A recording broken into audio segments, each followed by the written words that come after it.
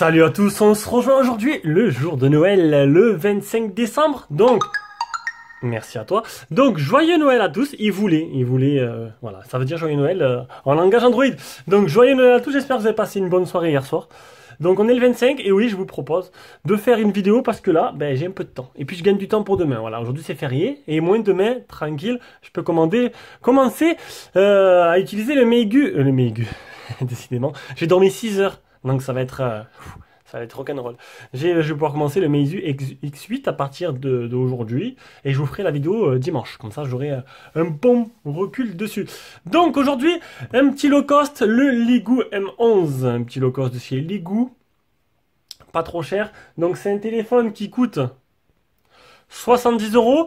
Je vous mettrai des petits liens d'achat en dessous.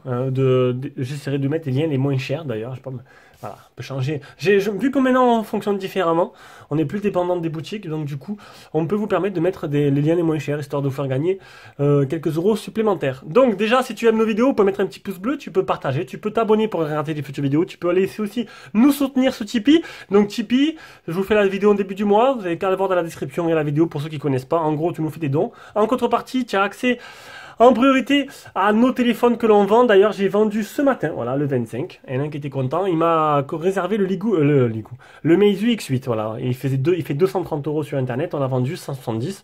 Et j'ai fait 1 heureux. J'aurais pu le garder parce qu'il était très bien, mais on verra après. Tant pis, je me le reprendrai par la suite au pire. Donc voilà, voilà Tipeee, à quoi ça sert. Et en même temps, il y aurait un tirage au sort que je ferai le 1er janvier pour déclarer les 2 gagnants du mois, parce qu'on met chaque mois des lots en jeu. Allez, on passe au contenu de la boîte, très simple, une boîte en carton banale, vraiment plus simple il n'y a pas, ils n'ont pas mis cher dans la boîte. On aura une coque en silicone, un chargeur, le câble de rechargement tout simple, 2 petites sachets de lecture, le petit trombone. Alors, le petit trombone, je sais pas ce qu'il vient foutre là, parce qu'il n'y a pas de... Alors, ils m'ont mis un trombone, mais il n'y a pas de lieu d'être, parce qu'il n'y a pas de... C'est la coque qui s'enlève, donc on va le voir de suite. Dimension du téléphone 67,6 sur 155,6 de haut sur 9,95 d'épaisseur.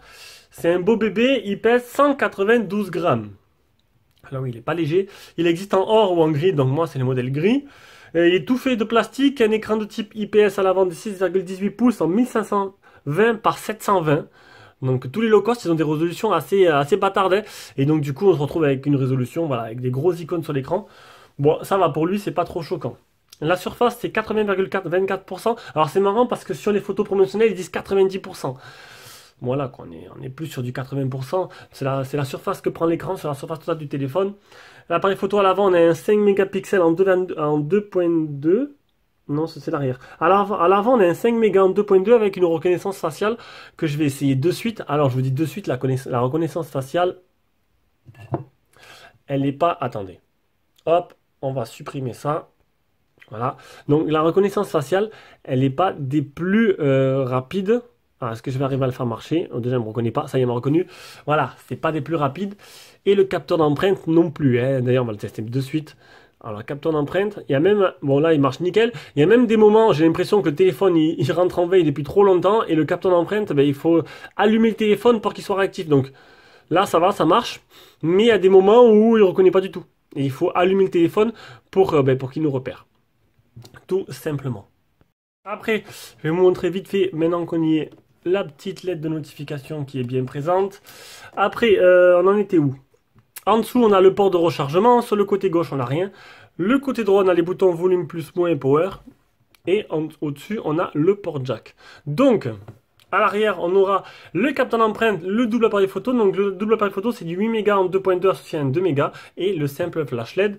Et, chose n'est pas coutume, je vais essayer de l'ouvrir. Voilà. On a une batterie qui est scellée, donc on n'a pas accès à la batterie. On a une nano SIM, 2 nano SIM et une carte SD. Voilà pour le téléphone. L'intérieur de la bête, c'est un Mediatek 6739WA associé à du PowerVR pour la partie graphique. Il est en 2 Go de RAM, 16 Go de mémoire interne. 4000 mAh la batterie, ça c'est plutôt pas mal. Il tourne sur LigOS, la petite surcouche maison très légère. Bluetooth 4.0 et pour les bandes 4G, c'est de la catégorie 4 déjà. Et il manque à chaque fois, comme d'habitude, la B28. Donc pour les novices, la B28 en gros, c'est utilisé par Free. 20% de leur réseau, c'est de la B28, on va dire à peu près. si c'est pas un peu moyen par moment. Et donc du coup, vous inquiétez pas, vous capterez la 4G, mais sur l'autre antenne. Voilà. Par contre, si vous avez qu'une bande V28 à côté, ben du coup, pas de chance, vous capterez pas la 4G, vous capterez la 3G. Voilà en gros ce que ça fait.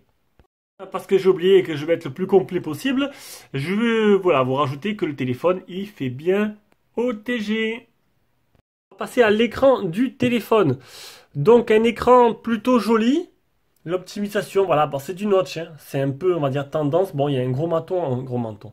C'est un chaton qui mélangé avec un menton, ça fait un maton. Un gros menton en bas du téléphone. Bon, après, c'est du low cost, hein, c'est 70 euros. Faut pas s'attendre à des trucs miraculeux, hein. Niveau, donc c'est du 5 touches, niveau multitouche. On va faire les photos réelles pendant que je vous parle de cet écran. Donc, l'écran. Niveau réactivité, c'est pas sensationnel, hein. Ça marche, mais voilà, c'est pas non plus le plus fluide que j'ai eu. On verra après ce que ça donne niveau logiciel. Donc, c'est un écran 6,18 pouces en 1520 x 720. Donc, les icônes seront assez gros vu la résolution de l'écran. Et 80,24%, c'est la surface de l'écran par rapport à la surface totale du téléphone. Malgré, bon, les couleurs sont jolies. Niveau réactivité de la dalle, comme je vous l'ai dit, c'est pas sans sas. Niveau écriture, il faudra peut-être s'y reprendre des fois, 2 fois. Vous allez écrire peut-être un peu. Ben, souvent, en fait, souvent le problème que j'ai eu, c'est que vous voulez taper le point d'interrogation, ça m'envoyait le point d'exclamation. Donc j'ai dû me reprendre plusieurs fois là-dessus. Niveau précision, c'est pas, voilà, on n'est pas auprès des meilleurs low cost du moment. Niveau logiciel, je vous l'ai dit, on tourne sur une petite surcouche très légère, LigOS. Bon, ça ressemble surtout en fait à toutes les surcouches qu'on a actuellement sur le téléphone. Donc, ce qui est bien, c'est que bon voilà, même tous les téléphones ont la même surcouche, elle est fluide. C'est plutôt pas mal. Bon, par contre, avec 2 Go de RAM, l'optimisation, c'est pas poussé à son maximum, donc ne vous attendez pas à un truc de folie, hein. Là, ça va, ça tourne bien parce qu'il y a rien en tâche de fond qui tourne. Bon, il y en a un peu, mais il n'y en a pas énormément, c'est des trucs assez légers. Mais voilà, dès que vous installez des trucs un peu plus lourds, faudra pas s'attendre à des miracles. On va dire que j'ai déjà vu un peu plus optimisé comme téléphone low cost. Donc on est bien sur du Ligo M11 avec une version Android en 8.1.0. Niveau mise à jour, j'en ai pas eu. Et je ne sais pas s'il y en aura à l'avenir. D'ailleurs, je ne sais pas si le téléphone va être suivi. Bon, de toute façon, ils ne sont pas tellement suivis ces téléphones-là. Je pense qu'ils en font une ou deux histoire de stabiliser le système. Après, ils arrêtent. Mais non. Alors, voilà, donc je vous l'ai dit, c'est des petits téléphones de Go de RAM, une optimisation qui n'est pas poussée au max suivant les marques. Donc préférez les versions des applications, comment dire, light, comme Skype Lite, Facebook Lite, Messenger Lite, histoire de ne pas remplir la mémoire, de ne pas saturer. Et de ne pas se retrouver avec un téléphone qui soit vraiment désagréable à utiliser.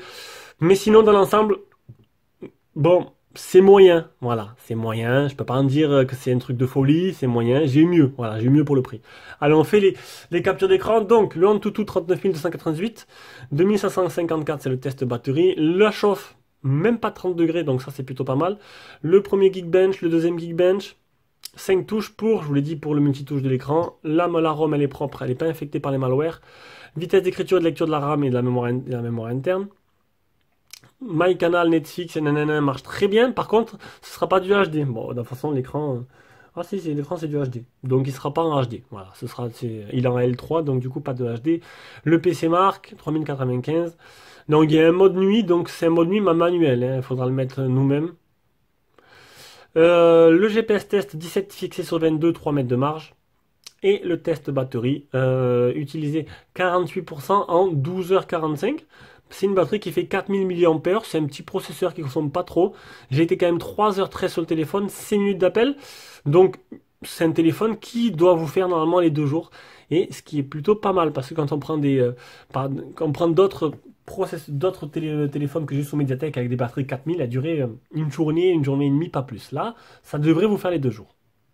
On passe maintenant au jeu. Donc arrêtez de me demander pour Fortnite. Fortnite, il n'est pas dispo sur Play Store. Et en plus de ça, on va dire qu'il est réservé pour l'instant à une catégorie de téléphones assez puissants, mais petit à petit, ces catégories sont, on va dire, élargies. Donc du coup, il est compatible avec de plus en plus de téléphones. Donc là, c'est PUBG qui tourne au minimum.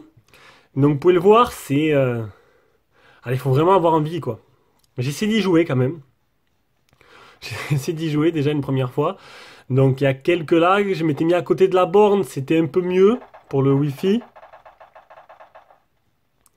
Donc c'est un téléphone que Du coup, là, je vous ai mis un gros jeu pour vous montrer. Donc, les petits jeux, enfin, les jeux un peu moins gourmands que lui tourneront parfaitement. Mais même maintenant, les petits low cost arrivent. Oh putain! Eh ben voilà. Ça s'appelle une embuscade. Voilà, je suis mort. Donc, tous les jeux passeront, mais pas les gros jeux, quoi. Allez, on passe à la suite. C'est l'appareil photo, donc le logiciel photo. Donc, je vais essayer de vous montrer. Alors, mode. Alors, c'est marrant parce qu'ils ont mis. Alors, c'est. Bon, c'est la surcouche Lugu qui veut ça. Donc, mode panorama, mode vidéo jusqu'en Full HD, mode batterie. Je sais pas ce que c'est. Mode photo. Euh, ça, c'est quoi? Attention, mode bokeh. Avec le double appareil photo. Le mode nuit. Il y a un mode nuit, oui. J'ai pris les photos de nuit. Bon, il n'y a pas trop de différence, mais bon. Mode noir et blanc et mode pro. Voilà, hop, on va revenir en arrière, je me suis mis en full screen. Je vais vous mettre maintenant les photos et les vidéos que j'ai pris. Alors il y a en plus de ça des petits filtres là, hop. Donc le logiciel il est plutôt sympa. Bon après voilà, faut pas s'attendre à des miracles, hein. La partie photo, elle fera pas de miracle du tout. Allez, on reviendra juste après.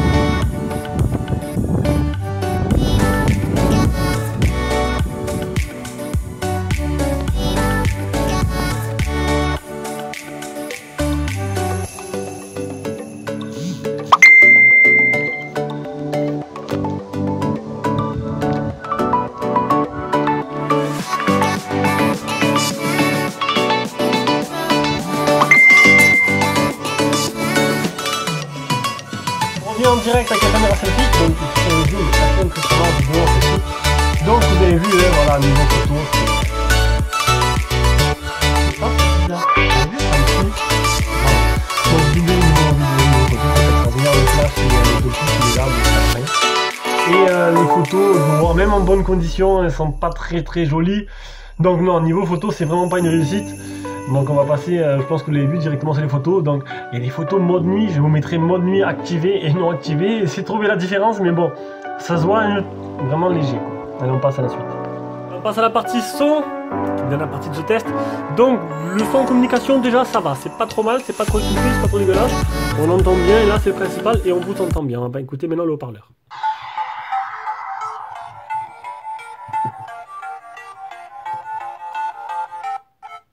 Ah, si j'éteins le téléphone, c'est pas le faire. Allez, ah non, c'est pas celui-là, c'est celui-là.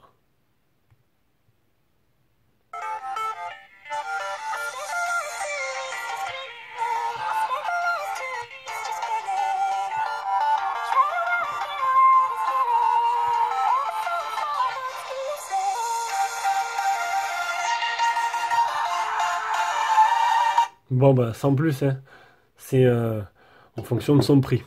Allez, donc partie 4G, le Wi-Fi, ça va, il capte plutôt pas mal, 4 barres sur 5. Et au niveau de la 4G, je vous l'ai dit, pas de B28, donc il n'y a que pour Free que ça va poser problème. Bon, on arrive à la conclusion de ce test. Donc il n'y a pas photo, vous l'aurez compris. C'est un téléphone qui, certes, pas trop cher, 70 €, mais qui va pas se lever les foules. Là, pour l'instant, pour moi, le Humidigi A3 reste vraiment la référence à ce genre de prix. Et en plus, on peut le trouver encore un peu moins cher, 10 € de moins. Donc si vraiment vous avez un téléphone à offrir à vos enfants, ou vous êtes un ado, parce qu'il y a beaucoup d'ados qui nous regardent et qui cherchent un téléphone low cost, Humidigi A3. Tu regardes notre test, tu peux passer par nos liens, ça nous aidera un petit peu. Et tu verras, tu ne seras pas déçu. Allez, gros bisous, on se rejoint pour une prochaine vidéo avec le Meizu X8.